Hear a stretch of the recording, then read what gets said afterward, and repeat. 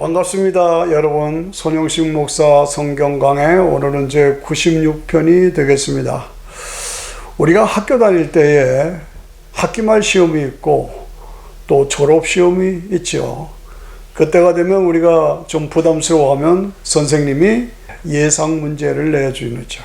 그래서 이것만 공부 열심히 하라, 그런 선의를 베풀어 주시는 때가 있죠. 예수님께서 십자가 직전에 마지막 행적을 우리에게 보여주셨어요. 근데 저는 이 마지막 행전을 7가지로 추려서 우리의 신앙, 영적인 삶, 그리고 사명을 확연하는 예상 문제로 받고 싶어요.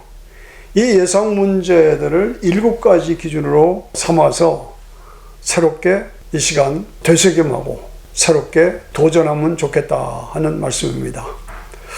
첫째가 예수님이 종려주일에 나귀를 타시고 호산나라로 입성하셨습니다. 왕으로 입성하셨습니다. 그런데 닷새 만에 십자가에 죽으셨습니다. 아니, 이게 무슨 왕이 입성하고 닷새 만에 죽느냐? 그 의미가 무엇이냐? 그것에 대한 졸업시험입니다. 십자가를 통해서 인간의 죄를 위한 속죄제물로, 희생제물로 죽으시고 그것이 나를 위한 것이라고 믿는 사람에게 죄사함을 주셔서 은혜로 구원받을 길을 열어주셨죠. 그래서 그들을 백성으로 삼아서 계시록 20장에 보면은 천년왕국이 이루어집니다. 거기서 실제 왕이 되시는 겁니다. 예수님이 왕 되시고 우리 성도들은 왕 노릇하고, 이게 천년왕국이죠. 그래서 호산나 왕으로 입성하시는 것은 결국은 천년왕국에서 완성된다 하는 그 말씀입니다. 예, 우리 성도들은 또 누구나 인간은 한 번은 죽어야 되죠. 죽음이라는 것은 육체와 영혼이 분리되는 것이라고 말씀드렸습니다. 그래서 우리의 영혼은 낙원에 보관되어 있는 것이요, 그리고 육체는 썩고 흙으로 돌아가죠. 복음이 땅끝까지 전파되면은 주님이 천사들을 거느리시고 호령과 나팔 소리로 재림하시죠. 지상에 묻혀있던 우리 육체가 다시 회복되고, 그래서 영혼을 데리고, 그래서 육체와 영혼이 재결합해서 예수님이 천년왕국에서 왕이 되시고 우리가 성도들이 왕노릇하고, 이것입니다. 예, 그래서 이 천년왕국은 지상에서 역사 속에서 실제로 예수님이 왕이 되시고 우리 성도들이 왕노릇하는 것이 계시록 20장에 분명하게 기록되어 있죠. 우리가 알고 또 믿죠. 노아 홍수 때 온 세상이 바뀌어버렸습니다. 지구의 축이 23.5도로 삐끗했죠. 그래서 북극, 남극, 추운데, 더운데, 높은 곳, 낮은 곳, 그리고 사막, 이렇게 지구의 거의 3분의 1이 못 쓰는 땅이 됐죠. 그래서 모든 피조물들이 주님이 다시 오실 때를 기다린다고 로마서 8장은 분명히 말씀하고 있습니다. 그때에 다시 주님이 재림하시면 23.5도 했던 건 삐뚤했던 것이 다시 원위치로 돌아가서 온 땅이 남극, 북극 차별 없이 하나가 온화한 땅이 되어가지고 정말로 사막에 생수가 흐르고 꽃이 피어나고 사자들이 풀을 뜯어먹는 그런 세계. 그래서 예수님의 피를 통과한 백성들로 천년왕국이 이루어지고 거기서 예수님이 왕이 되시고 우리가 백성이 되는 거예요. 그걸 우리가 분명히 알고 답을 풀어가야 되죠. 두 번째, 무화과 나무의 열매를 찾으십니다. 그런데 없으니까 저주하십니다. 열매를 맺는 계절도 아닌데 무슨 의미실까? 무화과 나무는 이스라엘을 상징하는 나무죠. 거기서 열매를 찾으신다. 그 말씀은 뭡니까? 성도들에게서 열매를 찾으시는 예수님의 마음입니다. 어떤 열매를 찾으십니까?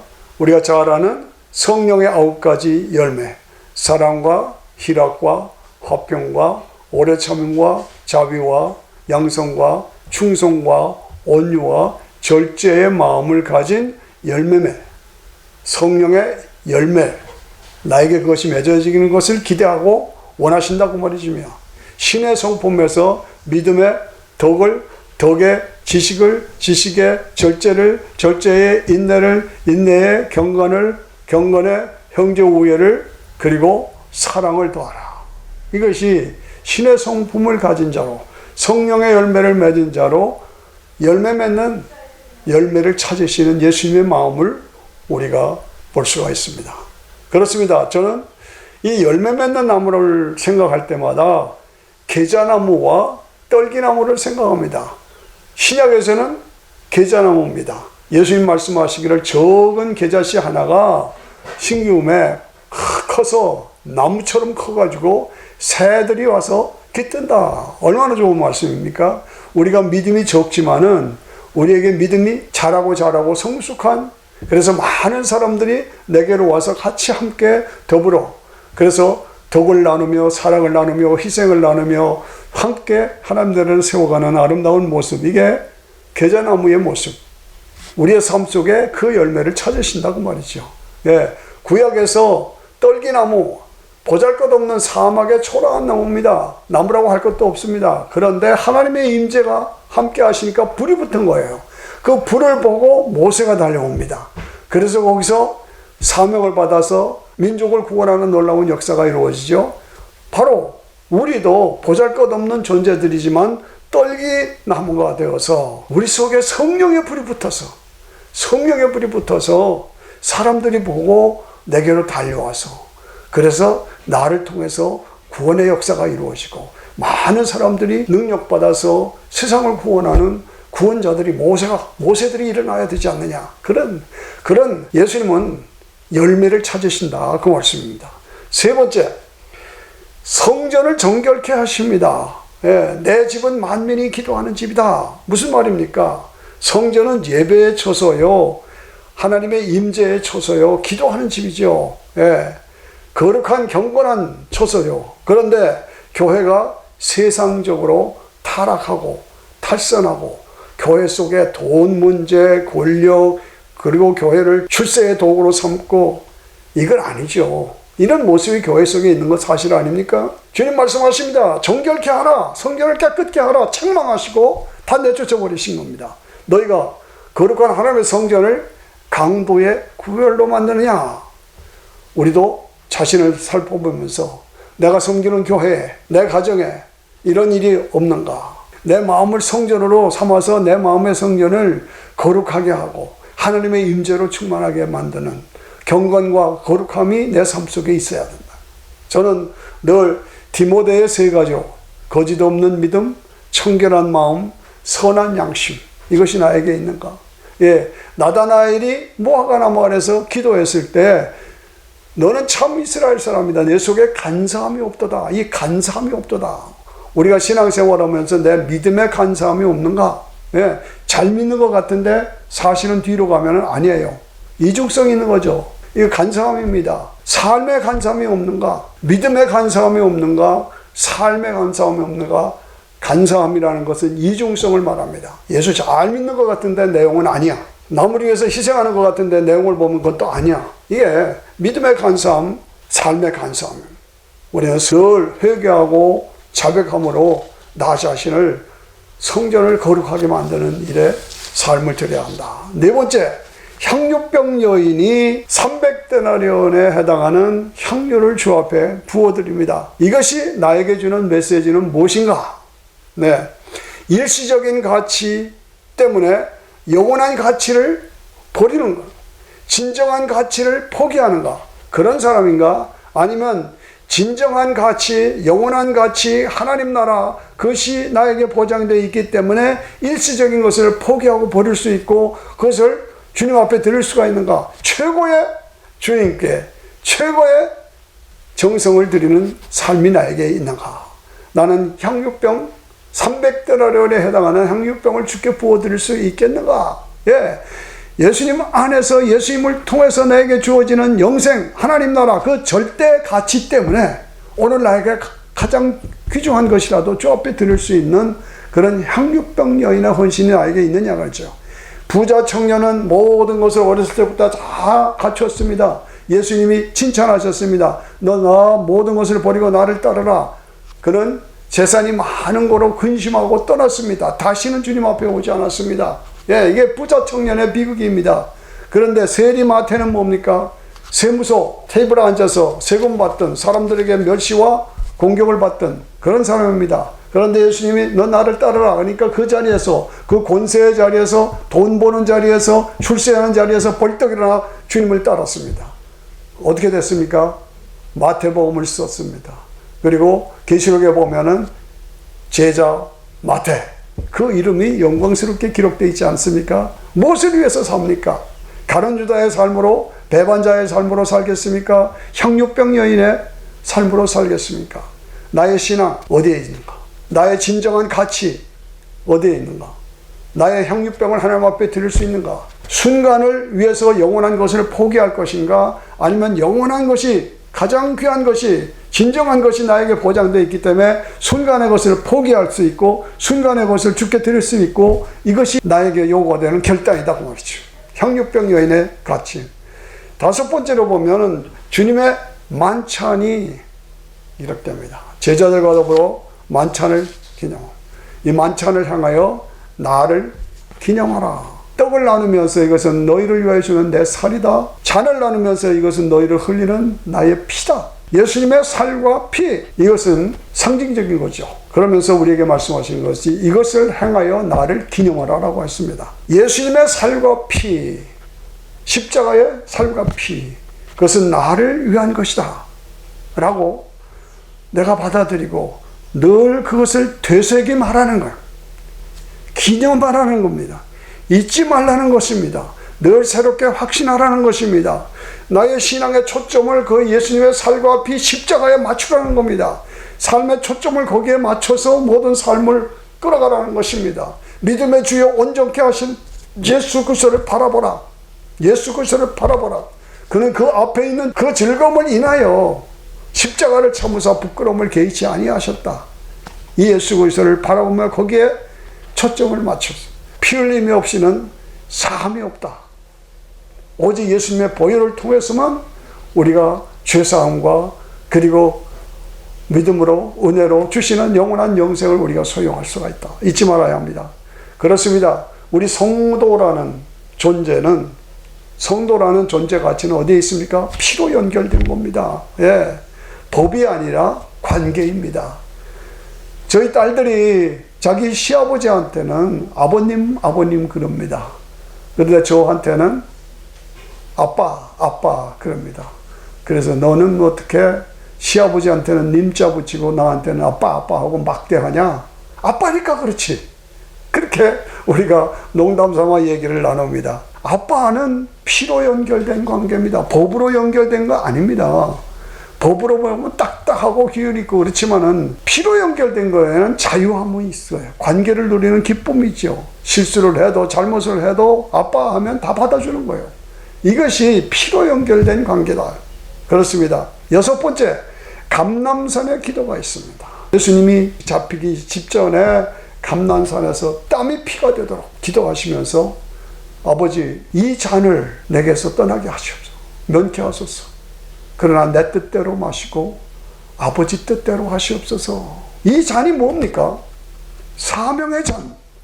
백성들을 위하여 몸찢겨 피 흘려 죽어야 하는 그 사명, 희생제물이 되어야 하는 사명, 이 사명을 위한 창, 사명을 위해서 받아야 하는 고난과 아픔과 멸시와 천대와 눈물과 희생, 이것을 말하는 거 아닙니까? 오늘 내가 이 땅에서 신앙인으로서 사명자로서 내가 감당하기 어려워하는 잔이 무엇이냐? 내가 감당하는 잔을 위한 눈물이 무엇이냐? 아픔이 무엇이냐? 고난이 무엇이냐? 예수 믿는 것 때문에 고난을 당하고 예수 믿는 그 사명을 위해서 내가 고난을 당하고 그것이 무엇인가? 얼마나 어려운가? 잔을 져야 합니다. 고난과 눈물이 나에게 있어야 합니다. 고난이 없이 눈물이 없이 예수 믿으려고 하면 안 된다 그 말이죠. 우리가 새롭게 각성해야 합니다. 누구든지 나를 따르거든 자기 십자가를 지고, 내가 예수님 때문에 사명 때문에 지고 가는 십자가가 있어야 되죠. 십자가를 지고 나를 따르라. 진정한 성도라면 사명 때문에 고난이 있고 눈물이 있고 십자가가 있고 아픔이 있고 그렇습니다. 저는 사도 바울을 바라보면서 나의 달려갈 길과 곧 주 예수께 받은 사명, 곧 하나님의 은혜의 복음을 증거하려 하면은 나의 생명을 조금도 귀한 것으로 여기지 아니하리라. 이게 은혜가 됩니다. 사도행전 20장 24절의 말씀입니다. 주 예수께 받은 사명, 곧 하나님의 은혜의 복음을 증거하려 하면은 나의 생명을 조금도 귀한 것으로 여기지 아니하리라. 사도행전 16장에 보면은 복음을 전파하다가 감옥에 들어가게 되죠. 들어가기 전에 실컷 매를 맞고 아주 그냥 지쳐가지고 매 맞아서 감옥에 쏘게 들어갔어요. 근데 거기서 찬양을 하는 겁니다. 찬양하니까 죄수들과 간수들이 듣더라 이렇게 됐죠. 그랬더니 지진이 나고 옥문이 열리고 결국은 어떻게 됐습니까? 그 사역을 통해서 유럽의 첫 교회는 빌립보 교회가 세워졌잖아요. 이게 진정한 잔입니다. 이게 진정한 영성입니다. 내가 어떤 영성을 가지고 있는 사람이냐? 이거는 사명의 영성을 말합니다.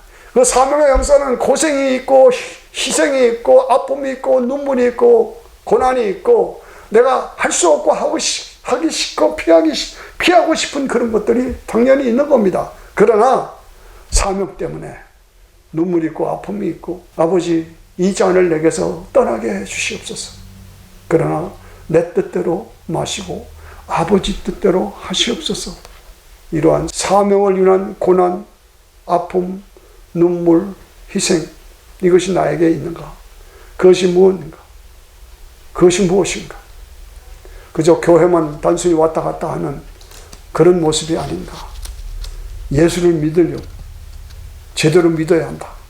감히 저 자신에게 하는 말씀이고 우리 모두가 새롭게 도전봐야 할 말씀입니다. 예수 쉽게 믿으려고 하지 말자. 그 얘기입니다. 그렇습니다.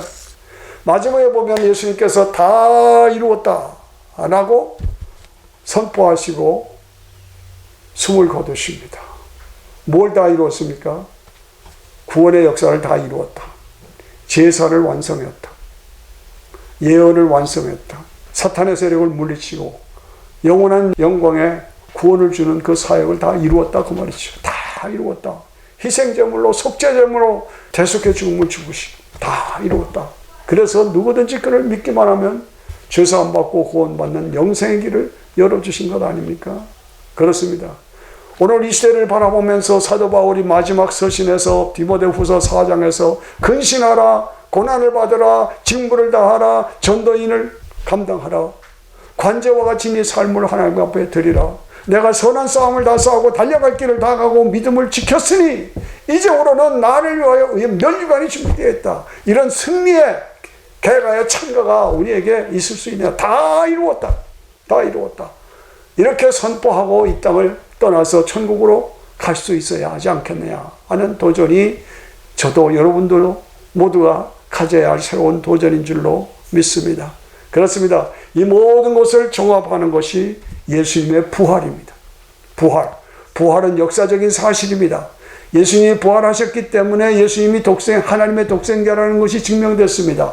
예수님이 부활하셨기 때문에 하나님의 독생자가 나를 위해서 대신 죽으셨다는 복음이 성립됩니다. 부활하셨기 때문에 예수님은 하나님도 되고 사람도 되는 신성과 인성을 함께 가지신 분이라는 것이 증명됐습니다.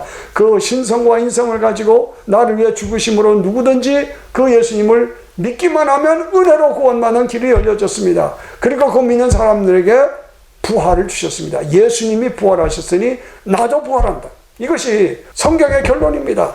그러므로 오늘 내가 부활의 신앙을 확실하게 간직하고 나 자신에 엄격해야 합니다. 나 자신의 영적 상태를 늘 점검하고 어디니가 모르게 내가 냉랭해지고 무력해지고 무기력해지고 무책임해지고 무감각해진 상태가 아닌가. 나는 껍질 뿌린 사람이 아닌가. 그저 교회만 다니는 사람이 아닌가. 나는 종교인이 아닌가. 바리새인이 아닌가. 사두개인이 아닌가. 나 자신을 점검하면서 졸업시험 7가지 다시 한번 확인하십니다. 예수님이 마지막 졸업시험 7가지 왕으로 나귀를 타고 입성하셨는데 닷새 만에 죽으셨다. 그게 무슨 뜻이냐? 두 번째, 모화 하나의 열매를 찾으셨다. 없으시니까 저주하셨다. 이게 무슨 뜻이냐? 대답을 우리가 가지고 있어야 되죠. 세 번째, 성전을 정결하게 하셨다. 이건 무슨 뜻이냐? 그 다음에 뭡니까? 향유병 여인이 300데나리온을 주님 앞에 드렸다. 이게 무슨 뜻이냐? 나는 어떻게 살고 있느냐? 예수님께서 내 살과 피를 먹고 마셔라. 주의 만찬을 주셨다. 이것이 나와 무슨 관계가 있느냐? 감람산에서 이 잔을 할 수만 있거든 물리쳐 주시옵소서. 내가 지고 있는 잔은 무엇이냐? 그리고 나는 내 모든 사명을 감당하고 다 이루었다 선포하고 하나님께로 갈 수 있겠느냐? 늘 이 졸업시험 7가지를 점검하고 묵상하고 되새기고 새롭게 일어나고 그래서 내가 살고 세상을 살리는 사명자로 살아가야 할 줄로 믿습니다. 감사합니다.